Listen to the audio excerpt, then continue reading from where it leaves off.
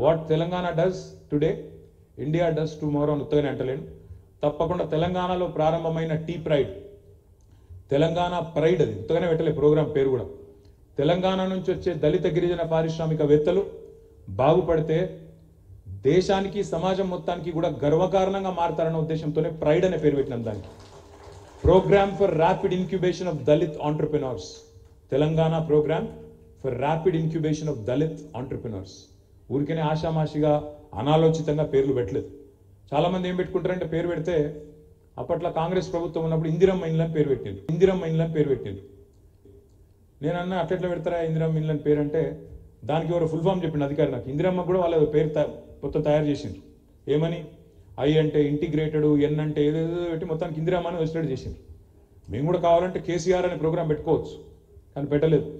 తెలంగాణ నుంచి వచ్చే దళిత గిరిజన పారిశ్రామికవేత్తలు దేశానికి ఆశాకిరణంగా మారితే అది మనందరికీ గర్వకారణం అని చెప్పి టీ ప్రైడ్ అని పెట్టుకున్నాం. తప్పకుండా మీరు మమ్మల్ని అందరినీ గర్వపడే విధంగా చేస్తారని చెప్పి కూడా మనస్ఫూర్తిగా నేను నమ్ముతా ఉన్నాను. తండాలలో, గూడాలలో, మారుమూల పల్లెల్లో, పట్టణ ప్రాంతంలోని బస్తీలలో ఉండే పేదవాళ్లకు ఆత్మగౌరవంతో బ్రతకడం అనేది ఒక కళ.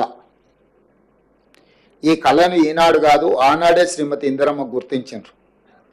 అందుకే ఇందిరమ్మ రోటీ కప్డా ఔర్ మకాన్ ఈ నినాదంతో పేదరికాన్ని నిర్మూలించడం ద్వారా కూడు గూడు గుడ్డ ప్రతి వాళ్ళకు అందించాలన్న లక్ష్యంతో పాటు వాళ్ళ తల్లిదండ్రులు వాళ్ళ తాతల నుంచి వచ్చిన స్థిరాస్తి కాదు, ఇందిరమ్మ వాళ్ళకి ఇచ్చిన ఆస్తి.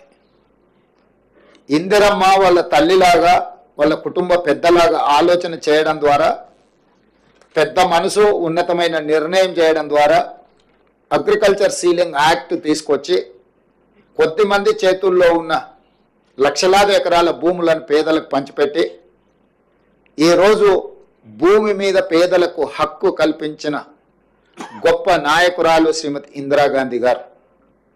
అదేవిధంగా ఆత్మగౌరవంతో బ్రతకాలి అనుకున్నప్పుడు సొంత ఇల్లు ఉండాలి, ఆ కళ నెరవేరాలి. ఆ కళ నెరవేరాలి అంటే మొదట ఇంటి పట్ట, ఇంటి స్థలం ఉండాలి. అందుకే ఏ ఊర్లో అయినా గుడి లేని ఊరు ఉండొచ్చేమో, కానీ ఇందిరమ్మ కాలనీ లేని ఊరు ఈ దేశంలోనే లేదు అని నేను గర్వంగా చెప్పగలను. సొంత ఇంటి కళను నెరవేర్చే విధంగా ఇండ్లు కట్టుకోవడానికి అన్ని రకాలుగా నాకు తెలిసి 10,000 రూపాయలతో మొదలుపెట్టి మొదట్లో 4 తాటాకులు, 10 వెదర్ బంగులు, 4,000 రూపాయల నగదుతో మొదలైన ఇందిరమ్మ ఇల్లు కాలక్రమేణా రాజశేఖర రెడ్డి గారు వచ్చే వరకు 1,25,000కు పెరుగుకుంటూ వచ్చింది. ఈరోజు ప్రజాప్రభుత్వం కాంగ్రెస్ పార్టీ అధికారంలోకి వచ్చిన తర్వాత 5 లక్షల రూపాయలకు పెంచడం జరిగింది. ఇదే కాదు, గతంలో ఇందిరమ్మ ఇండ్లు కొన్ని లోన్ల ద్వారా పేదలకు ఇచ్చిన ఇండ్లు ఉన్నాయి. ఆ ఇళ్లకు కూడా వాళ్ళ లోన్లు ప్రభుత్వమే తీర్చి ఈరోజు 7,000 మంది కుటుంబాలకు ఆ లోన్ల నుంచి కూడా విముక్తి కలిగే నిర్ణయం తీసుకున్నాం. వాళ్ళ సొంత ఇంటి కళ ఈరోజు వాళ్ళకు రుణ విముక్తి చేయడం ద్వారా ప్రభుత్వం ముందుకు సాగుతున్నది. నేను చంద్రశేఖరరావు గారికి సూటిగా సూచన చేస్తున్నా, మీ పిల్లలకు ఒకవేళ తెలియక అల్లర్చిల్లరుగా ఏదైనా వ్యవహారాలు చేస్తే పెద్ద మనిషిగా మీరు వాళ్ళకి చెప్పాలి కదా, కుటుంబ పెద్దగా, పార్టీ అధ్యక్షుడిగా. ఇది మంచి పద్ధతి కాదు, 10 ఏళ్ళు మనం నడిపినాం, ఇవన్నీ వ్యవహారాలు పెండింగ్ ఉన్నాయి, మనం చేయలేకపోయినాం, వాళ్ళు ఏదో ప్రయత్నం చేస్తున్నారు, కొంత సమయం ఇవ్వాలి, ఎందుకు ఇట్లా మీరు ఏది పడితే అది మాట్లాడుతున్నారు. మన పిల్లలు స్కూల్లో పక్కల పిల్లల్ని కొట్టేస్తానో, ఆ పక్క పిల్లలు పెన్సిలో రబ్బరు ఎత్తుకొస్తానో, తల్లిదండ్రులు మనం ఏం చెప్తాం, ఇట్లా తప్పు చేయదు, పక్కోడు హోంవర్క్ చేసుకుంటూ ఆ నోట్బుక్లో పేజీలు చించుకొని చించి చెత్తబుట్టలు వేసిరు అనుకో, వీడు హోంవర్క్ చేయడు, పక్కోడు నోట్బుక్లో నేను స్కూల్లో ఉన్నప్పుడు చూసేది, క్లాస్ టీచర్కి నా హోంవర్క్ గురించి అడిగితే పక్కోళ్ళు చేసి మనం చేయకపోతే మనం తిడతారని కొంతమంది పిల్లలు మన నోట్బుక్ ఆడబెట్టి పక్కకు పోగానే మనం చేసిన హోంవర్క్ పేజీలు చించేసి బయట వాడేసి వచ్చేటోళ్ళు. ఎందుకంటే వాడు చేయలేదు, నేను చేయలేదు, ఇద్దరం సమానమే. ఇక వేరే వేరే లాగా టీచర్ చూడదు కదా, చేసినోడు ఉంటే చేయనోడి సంగతి తెలుస్తుంది కదా.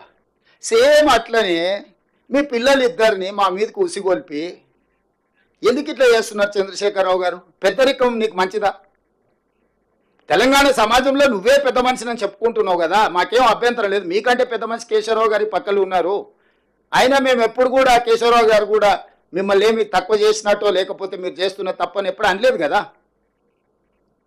సో మీరు ఎందుకు పెద్దరికం నిలబెట్టుకోవడం లేదు? మీ పిల్లలకి ఎందుకు సూచన చేస్తలేరు?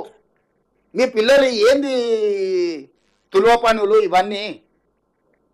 ఇట్లా తులువ పనులు చేసేటప్పుడు నియంత్రించాల్సిన బాధ్యత మీకు లేదా? నేను గతంలో కూడా చెప్పినా మళ్ళీ చెప్తున్నా. రామాయణంలో విశ్వామిత్రుడు తపస్సు చేసినప్పుడు మారీచుడు సుబాహుడు మారీచుడు సుబాహుడు అనే రాక్షసులు ఆ తపస్సును భగ్నం చేయాలని, అదేవిధంగా వాళ్ళు తయారు చేసిన అమృతాన్ని రాహు కేతు తాగేసేయాలని, అమృతం తాగితే ఎప్పటికీ బతుకుండొచ్చని, అట్లా పురాణాలలో రాక్షసులు ఉండేటోళ్ళు మారీచులు సుబాహులు రాహువు కేతువు ఇట్లాంటి వాళ్ళని తయారు చేసి మా ప్రభుత్వానికి ఉసిగొల్పడము మీ పెద్దరికానికి మంచిదా? చంద్రశేఖరరావు గారు మీరు ఆలోచన చెయ్యండి. మేము మిమ్మల్ని ఏం అనుమానించి మీ పట్ల మేము అభ్యంతరకరంగా వ్యవహరించింది ఏం లేదే. రాష్ట్ర అవతరణ దినోత్సవానికి మా అధికారికంగా మేము ప్రోటోకాల్ మిమ్మల్ని ఇన్వైట్ చేయడానికి వచ్చినాం. రేపు డిసెంబర్ 9 నాడు తెలంగాణ తల్లి విగ్రహావిష్కరణ ఉంది సచివాలయంలో. మా హైదరాబాద్ ఇన్ఛార్జ్ మినిస్టర్ పొన్నం ప్రభాకర్ గారు ఇతర శాసనసభ్యులు స్వయంగా వెళ్ళి ప్రధాన ప్రతిపక్ష నాయకుని ఆ కార్యక్రమానికి ఆహ్వానిస్తారు. మీరు రాండి. ఇది మనందరం కలిసి చేసుకునే పండగ.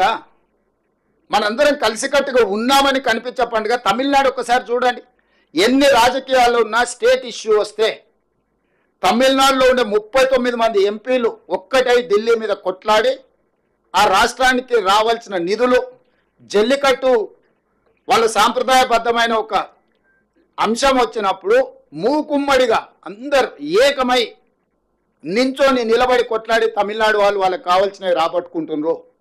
ఆ స్ఫూర్తి తెలంగాణలో ఎందుకు కొరవడుతుంది? అసెంబ్లీలో కూడా చర్చలు చేసుకుందాం, సమస్యలను పరిష్కరించుకుందాం. అన్ని రకాలుగా మీ అందరి సహకారాన్ని కోరుకుంటూ ఈ ఇందిరమ్మ ఇండ్లు గ్రామాలలో పండుగ చేసుకోవాల్సిందిగా కోరుకుంటూ మీ అందరి దగ్గర సెలవు తీసుకుంటున్నాను.